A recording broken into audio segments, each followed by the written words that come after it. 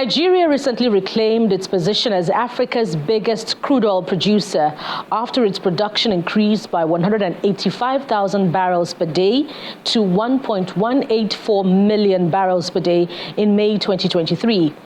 But the proverbial goose that lays the golden egg, that's her Niger Delta region, is largely underdeveloped and being ravaged by oil spill and pollution due to illegal oil refining and crude oil theft. These oil-bearing communities in the Niger Delta region have suffered extensive damage to their ecosystems with an attendant huge cost on their livelihoods drawn predominantly from fishing. Just to set the tone for today's program, as I welcome you to Hard Copy on Channels Television, I am Bukola Koka, standing in for your regular anchor, Maokwe Ogun Yusuf. The Nigeria Oil Spill Detection and Response Agency is the agency responsible for monitoring and responding to oil spill in the country. But how visible is the agency in the Enlightenment campaign and the fight against oil spill and its negative impact on the Niger Delta? In today's edition, I take on the Director General of the National Oil Spill and Detection Response Agency, and I ask him, among other things, how the agency is responding to the more than 1,300 oil spills recorded in the Niger Delta in the last 5 years. Director General, Nigeria Oil Spill Detection Response Agency, Engineer Idris Musa, welcome to Hard Copy. Thank you very much. My name is Idris O. Musa, Director General, National Oil Spill Detection and Response Agency. Actually, I'm not an engineer, but by profession, I'm an urban and regional planner. Thank you very much for that correction. Thank you. Once again, welcome to the program. I'm going to start as frontally as possible for obvious reasons, because of the devastation of the landscape of the country's Niger Delta region. And I'm quoting from a 2020 report from the agency that says between 2018 and 2019, over 1,300 oil spills occurred in various parts of Nigeria. And more have since joined that list following recent discoveries of vandalism and spills in Oroma, Bayelsa, Etio, Aleto, in Rivers State. What's the agency doing about this? Thank you very much. It is true that there have been that number of oil spill incidents in Nigeria in the last 4 or 5 years. That is starting from 2018, as the report did quote. And I think the report must have also looked into the Nigerian Oil Spill Monitor, which is one of the platforms that we have to insert the number of oil spills that we are battling with in Nigeria. And essentially, the reason why we have that number is because of what I would refer to as indiscipline among our Nigerian populace.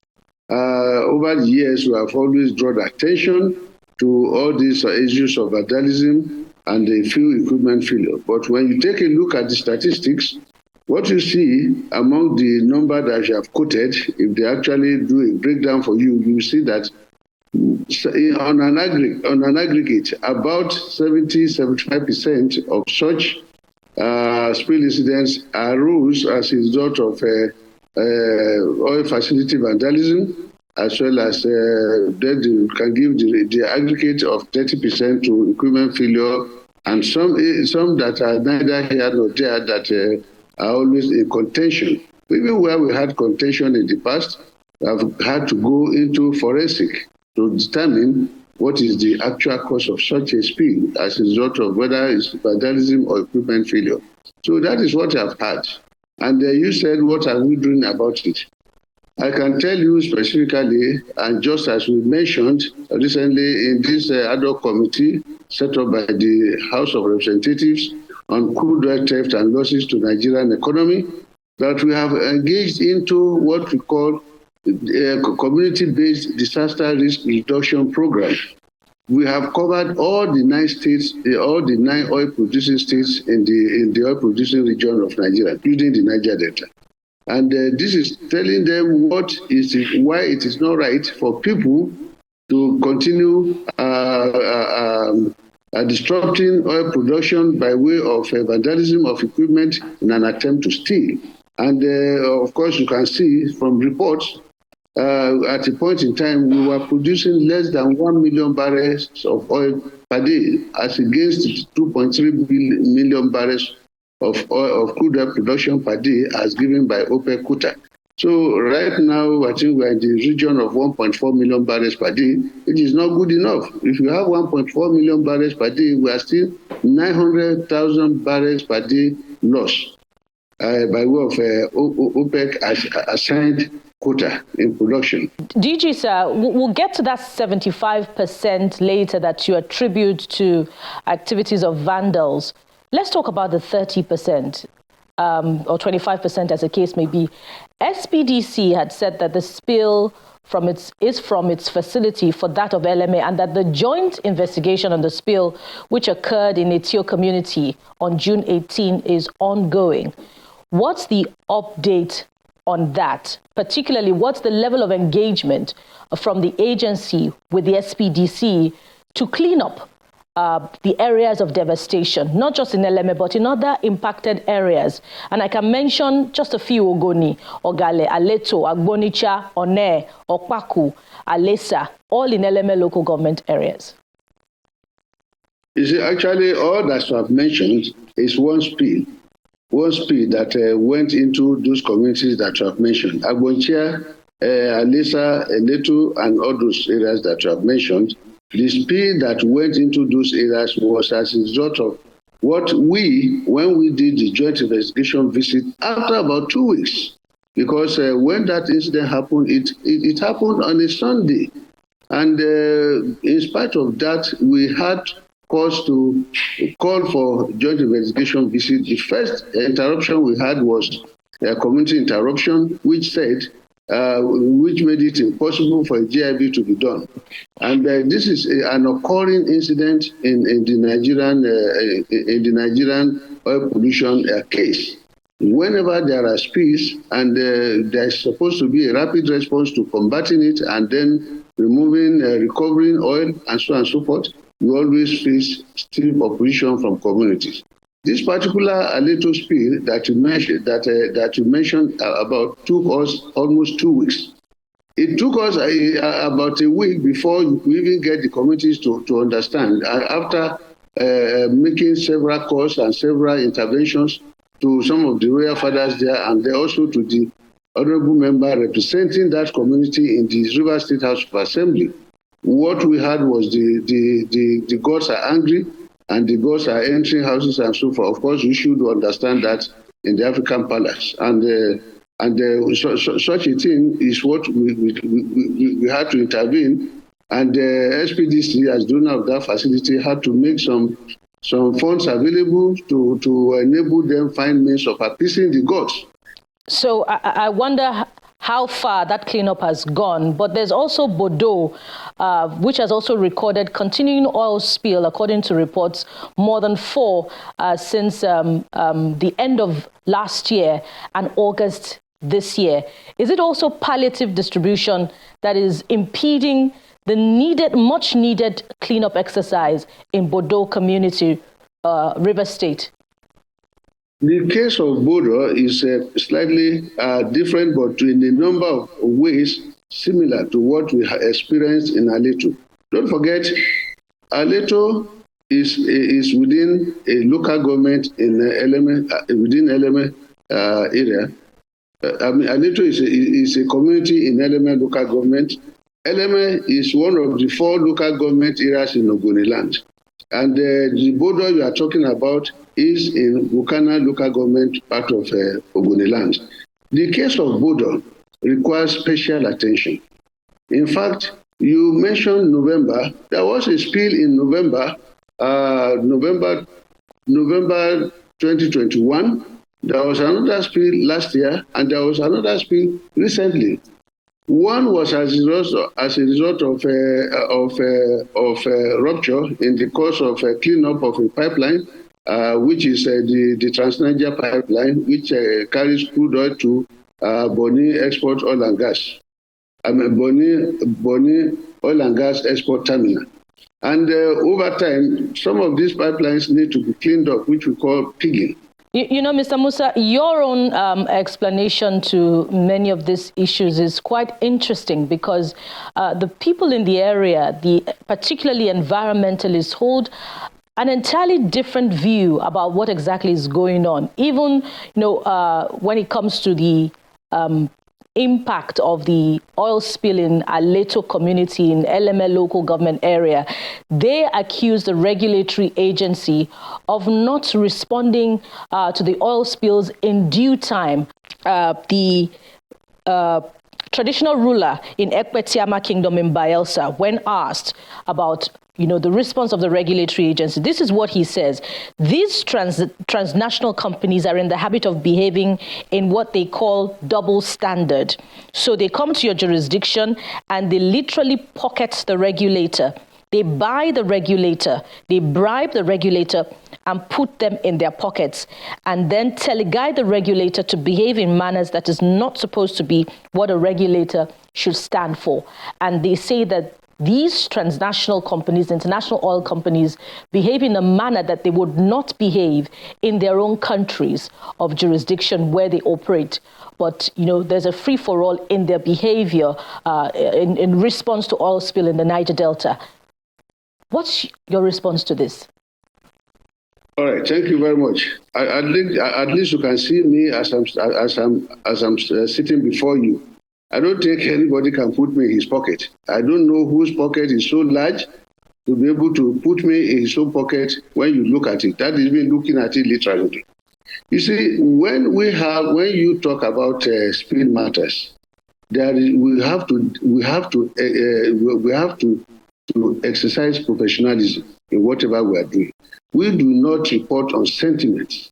Your spill matter is not a matter of sentiment. You put it there where it squarely belongs. There is not a matter of sentiment, all right? There are incidences where the communities are wrong. If the communities are wrong, for instance, oil facilities are vandalized, and you now want somebody to go and pronounce to say, no, it is equipment failure, nobody is going to do that. We are talking of professionalism. There is no joint investigation visit that is done without taking adequate pictures of what happened there. Your argument is well taken, but of course, when you also listen to the commentary coming in from the Niger Delta, the youths or the community leaders say it is impossible for the residents, to vandalize these pipelines, to breach them without having the resources to do so. They say it requires money, finances in the realm of millions to dig a bore into those pipelines that run through their community. The international oil companies, on the other hand, they attribute the breach to their facilities to saboteurs and oil theft. Investigations, on the other hand, also say that, the staff of these communities encourage the breach of the pipelines so that they can claim money for spill, they can claim compensation for spill. And the residents also say that these breaches cannot be carried out without the aid of big financiers, i.e. authorities, and of course the regulatory, the security agencies as well. Your agency is to respond to the oil spill, but how do you weigh in on this if the residents absolve themselves? Okay. Thank you very much. That's a very good question. I could see the way you have come by before you ended up the way you ended it to say our own role.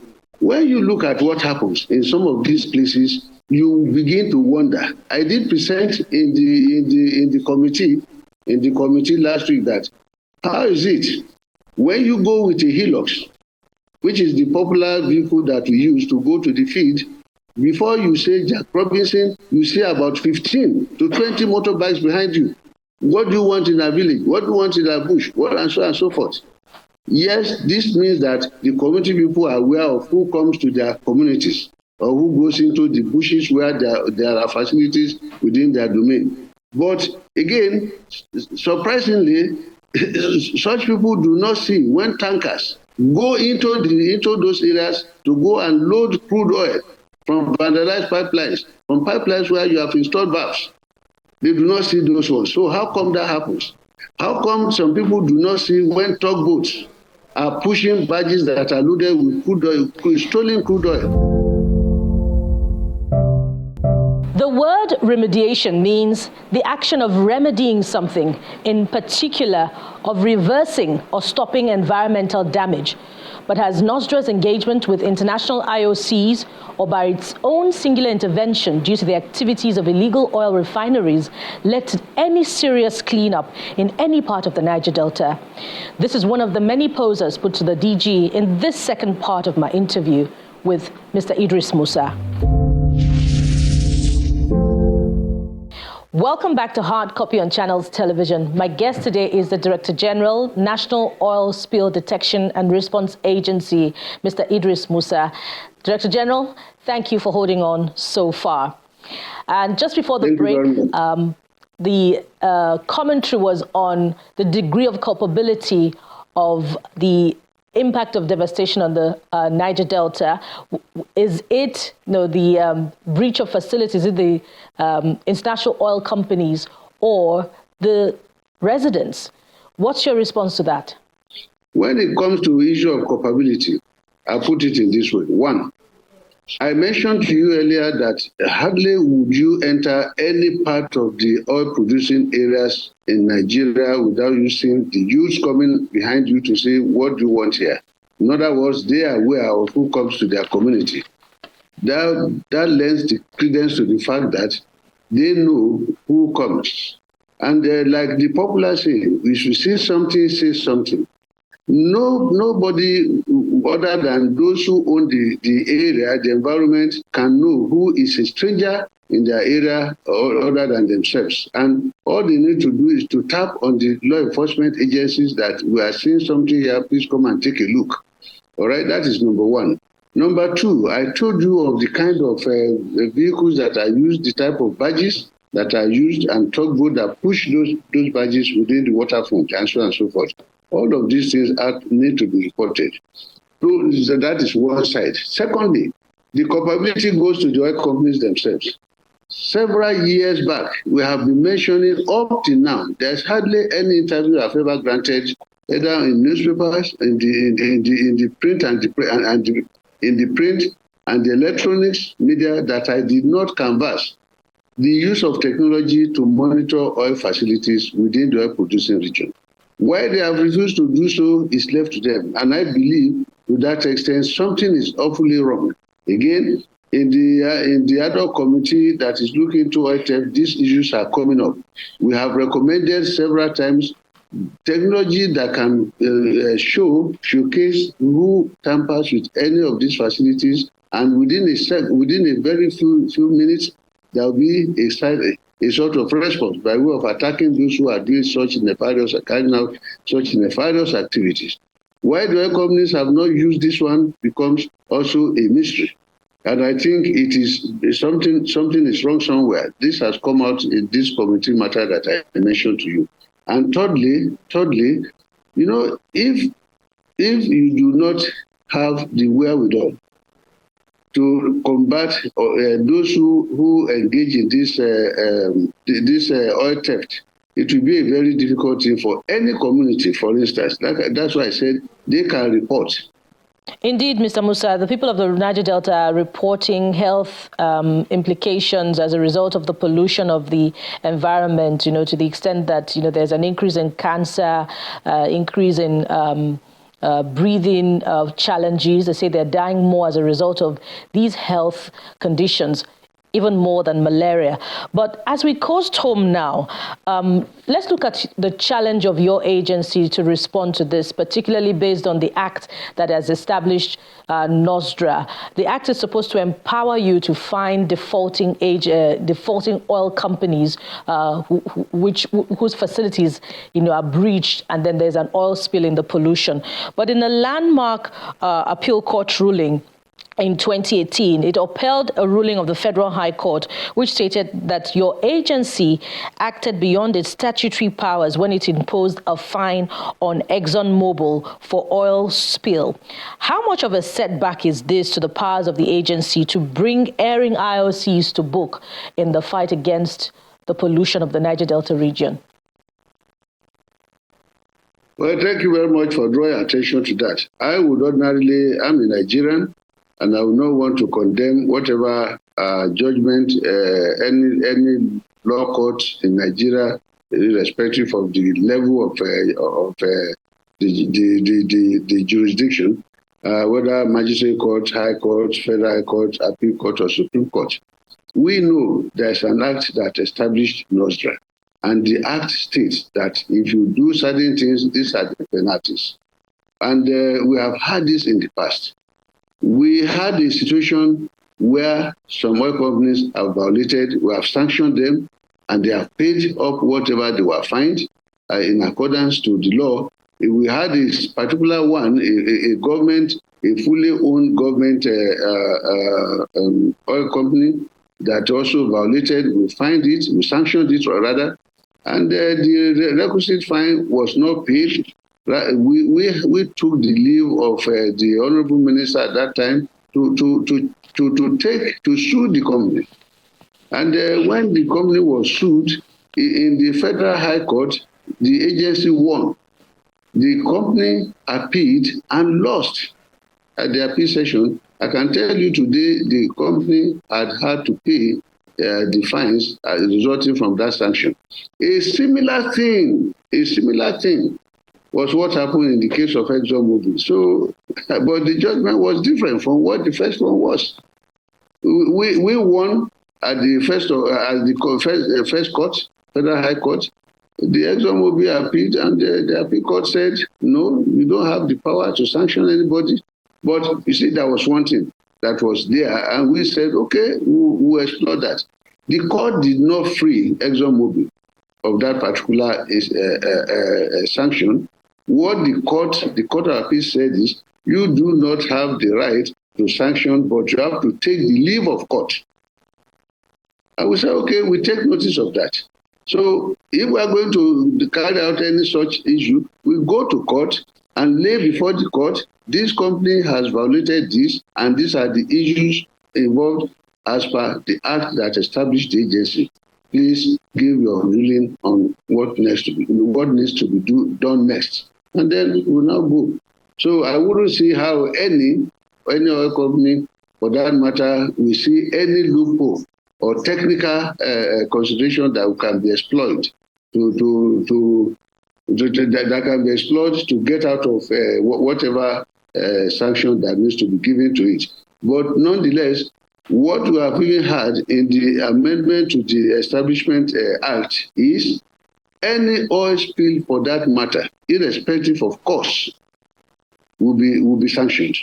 And we believe by the time that Amendment Act says through, we had some challenges in the past. We presented the amendment to the Establishment Act to the 7th Assembly, to the 8th Assembly, to the 9th Assembly, and right now in the 10th Assembly, the amendment bill had gone through the first reading. And we believe that this time around it will pass. We know why it did not pass, because of certain peculiar interests generated by some people. But we know that this time around, such is not going to be, because the amendment to that Establishment Act, to make it strong, is to our benefit. More so now that we now have what we call marine and blue economy. If we must have success in that marine and blue economy, we must have to put a stop to all land-based sources of pollution. Because now we're approaching the time when you have flood. Whatever spill you have anywhere will be run off by the flood, and where do they end up? In the ocean. Mm. And if you now generate pollution from land-based sources, and the storm now wash them into the ocean, again, that's not going to be a good thing. So we want our act to be stronger than what was envisaged initially. And these are the areas where we are considering now. Director General, National Oil Spill Detection and Response Agency, Mr. Idris Musa, thank you for coming on Hard Copy. Thank you very much. Scientists say over 250 toxic gases are released into the atmosphere and thereby inhaled by the people of the Niger Delta. Such high levels of degradation has a negative impact on their outlook to the abundant natural resource, which they have now come to see as a curse, rather than what it should be, a blessing. Something every stakeholder, including regulatory agencies, international oil companies, and operators of illegal refineries should reflect on. Thank you for watching Hard Copy Today. See you again next week. Bye for now.